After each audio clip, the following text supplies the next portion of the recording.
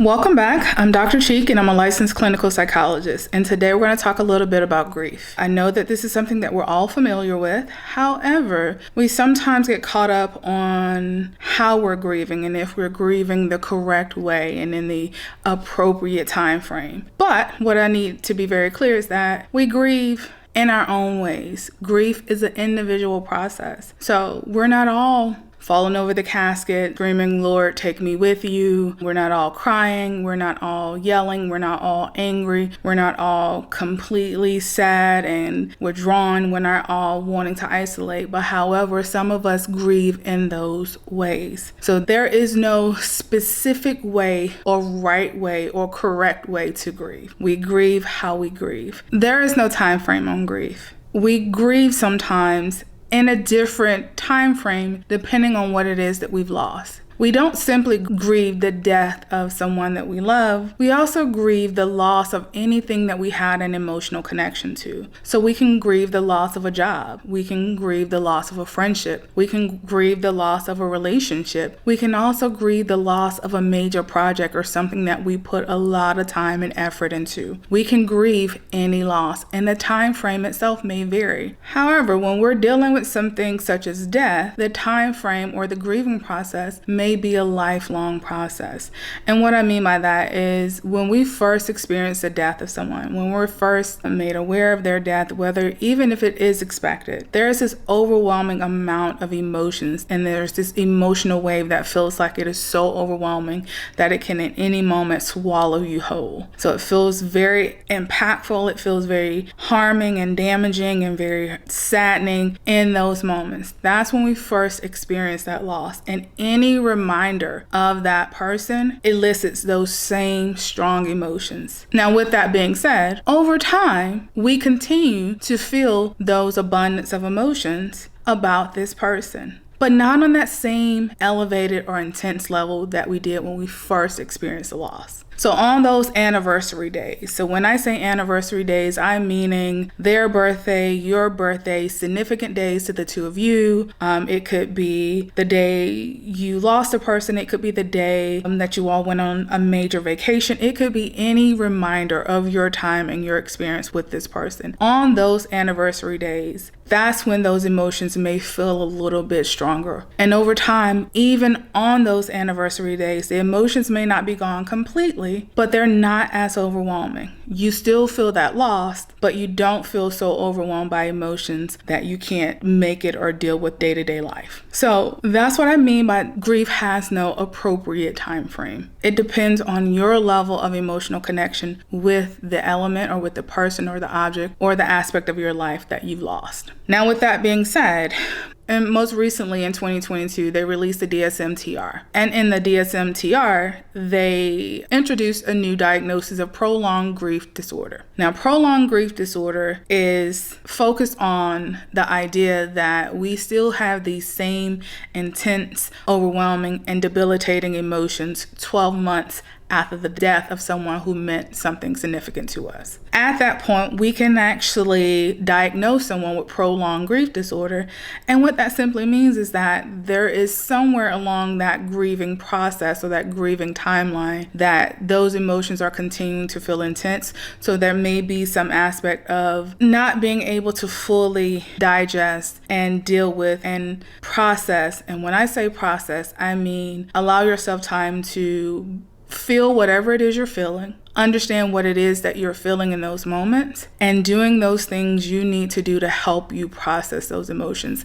And sometimes we just have to sit in those uncomfortable emotions because we're not always going to feel good about certain things. And losing someone or losing something that's important to you is not going to be a good feeling. And sometimes we have to allow ourselves to feel that not so great feeling in order for us to get to the other side of that grieving process. So when you're diagnosed with prolonged grief disorder, there is a chance that you have not been able to process or you have not given yourself the time to process the loss of this person. You may be in a stage of grief that is not allowing you to accept that loss, which is that final stage in the grieving process. So while we're on that, there are 5 stages in the grieving process. So there is anger and frustration, there is sadness and depression, there is bargaining, and there is denial. And that final stage is acceptance. And we kind of fluctuate through these emotions and through these stages throughout the grieving process. It's not a linear process. So you don't go from denial to bargaining to anger to sadness and then magically you are at the acceptance phase. No, you can fluctuate through these emotions and through these stages day to day, minute to minute, hour to hour, second to second. And it can feel like a roller coaster of uncomfortable emotions. And sometimes it may feel like it's hard to manage and outside of your control because it's coming and going all the time. And you sometimes don't know whether you're coming or going. So those are those primary stages. Now, once we get to the acceptance stage of grief, we accept that this person is no longer physically a part of our lives. We accept that this loss in our lives, whether it be a friendship or relationship or job or a project, is no longer a physical part of our lives. And when we get to acceptance, we know that that physical component is no longer there, but we're also still able to enjoy and recall the positive aspects of having those individuals or those aspects of our lives present while they were. That's acceptance. What acceptance is the idea that I can move forward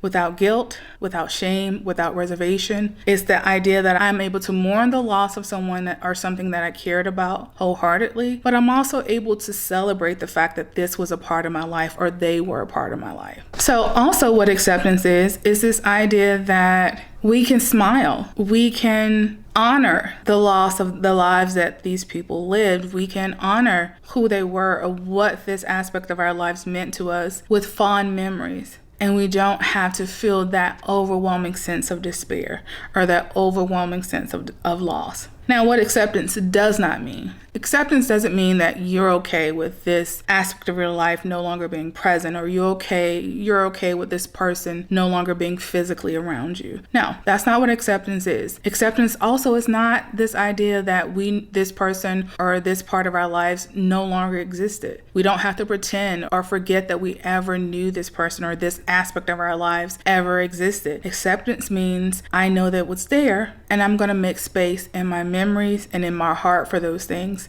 but they're not physically present anymore, whether it's a person, a relationship, or friendship, or whatever that loss may be. But acceptance is not simply forgetting and ignoring that this person or this aspect of your life was a true part of your life. And also, acceptance is not this idea of no longer or ever thinking about this person or these aspects of your life that you lost without some level of sadness. Even once we get to acceptance, there may be days where you continue to be sad or depressed or somewhat withdrawn or want a desire to isolate because you're still mourning their loss. And this is how you choose to honor them when the thoughts of them are present. So acceptance doesn't mean you no longer get to remember this person or aspect of your life and have some level of sadness because it's no longer there. Acceptance simply means you understand that this aspect of your life is no longer present and you have to make the effort in your life to continue to move forward in what we sometimes call a new normal or a different normal. So we're going to be operating in life without this aspect or this person in our lives physically. So we have to identify what a new normal would look like. And also through this grieving process, we find ways to kind of celebrate or mourn the loss of this person. And some people go to the cemetery and place flowers at the grave. Some people write a letter to the loved ones that they miss. Some people journal how they're feeling. Some people talk out loud to the person that they are missing as a way of mourning their loss. Some people create blankets. Some people create crafts. We do a lot of things to mourn the loss of those we love. And however you mourn the loss of someone you loved or some other aspect of your life that you lost, that is an individual decision. Now, I want to go back for a moment and I'm going to talk about when we deal with relationships. Relationships or dealing with loss in a relationship, whether it's a romantic relationship or a friendship relationship or a family relationship. When we lose these relationships, we not only have to mourn the loss of the relationship itself, we also have to mourn the ideas that we had about our future as it related to having this relationship be a part of that future. And I think that's where we sometimes get caught up or get stuck in the process of being able to grieve the loss of certain relationships is because we focus on trying to grieve the loss of that person, as opposed to not only grieving the loss of that person, but also grieving the loss of your own internalized thoughts about what your future would look like with this person. So in relationships, we're not only grieving what was, we're grieving what is, and we're grieving what could have been. Those are all the aspects of the grieving process when it comes to relationships.